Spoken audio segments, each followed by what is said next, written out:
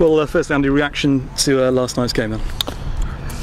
Obviously delighted, that we that it didn't go to penalties, because obviously penalties is a bit of a lottery. But we showed a lot of character, determination. We proved that we had the desire to do the so-called ugly side of the game, and obviously perseverance and determination, a little bit of luck, and through to the next round. How tired are you? I'm not, to be honest. I'm not too bad.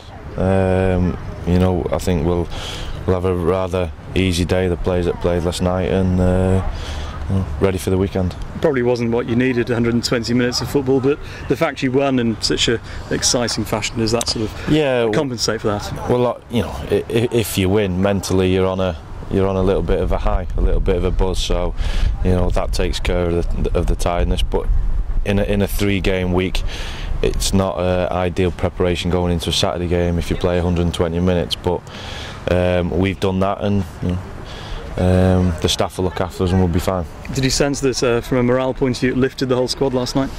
Yeah, well, obviously we got off to a bad start, and every player kind of wants to rectify that.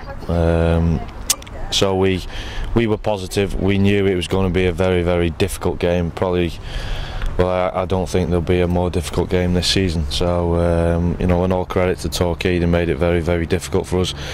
But we hung on in there, and like I said, a little bit of luck and determination, we snuck through. Let's look ahead to Saturday's game. What was it like for you to go back to Fratton Park? Yeah, it'll be good. It's always nice to go back to your previous club. It'll be a difficult game, no doubt. Everyone's well aware of the problems with Portsmouth Football Club, and it's a shame, really, because as a club, it's a passionate club. The fans are very passionate about the club, and they'll get behind the team, and it'll be a difficult game. But I've got there's a few friends there, and a couple of players that are still there that I played with. Not many, though, presumably, given that what's been happening. Not many, but I think Willow's still obviously there, Mark Wilson, Hughesy, Jamie Ashdown, and then obviously a few of the backroom staff that I know. So yeah, enjoying going back there.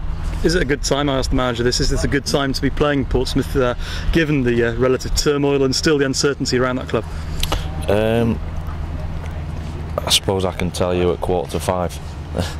I don't think there's, as footballers, you have to be professional, and you still go onto a football field and play. So no doubt they'll be professional. They had a very difficult game the other night, and they come through it. So we're not expecting anything but a very tough game. And you mentioned a passionate crowd. Given it's their first home game, it's going to be even more passionate than usual, isn't it? Yeah.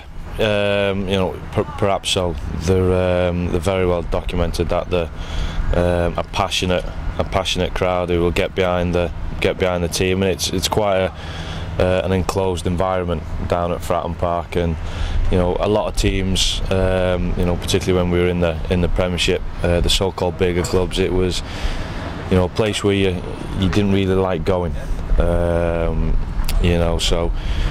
it's another case of going somewhere and digging in, and I suppose, well, I'm not sure who the favourites are. Obviously they're the ones who have just been relegated and usually favourites, but I think it's got the ingredients to be an exciting game. And just finally, could you talk us through your pre-match routine on a typical Saturday, an away game this time? How does it go? Do you have a routine you go through? No, I don't have any routines. Don't have any suspicions.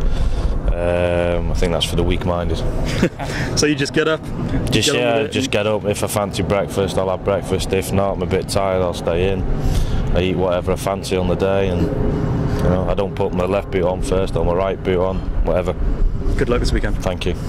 Andy, what's your best memories of your time down at Portsmouth? What do you, when you look back at it, what do you stand? I think that the best memory was we had there was a little bit of chop and changing with Harry left, and then obviously Harry come back. I think the one game that stands out is we beat Southampton 4-1. remember Luar scored a hat-trick in something like the space of 10 minutes. But I think when Harry actually did come back to the club, it looked like we were doomed, and we were going down, and and the players and Harry Redknapp somehow managed to turn that around, and we stayed up that year. And have you been back there before since with Stoke? Yeah, I've been back there with Stoke. With Stoke a couple of times.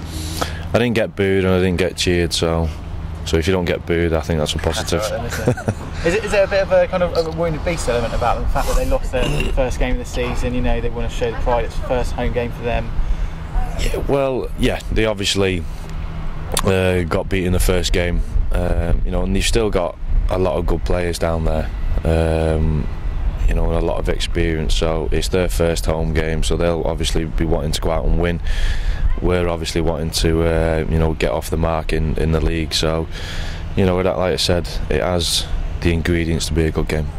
The scenario that you just talked about, Harry coming back and doing his Houdini routine, it's there again for them. I think Steve Cottrell's talked about trying to get a winning mentality back, and it's sort of a bit of a second coming for them. You see them turning the corner, or are they is it just about digging in and surviving for them this season? Well, I think if you look at the players that they have, I know they've had to include a few young players, youth team players, but they've still got a lot of quality in the team. So I think if a team gets relegated, then it should be looking to bounce back up. But I think it's a very underestimated league. It's a very difficult league. I think the Premiership is a little bit more predictable than the Championship. So it's a difficult league, and it'll be a difficult season for every single club in that league.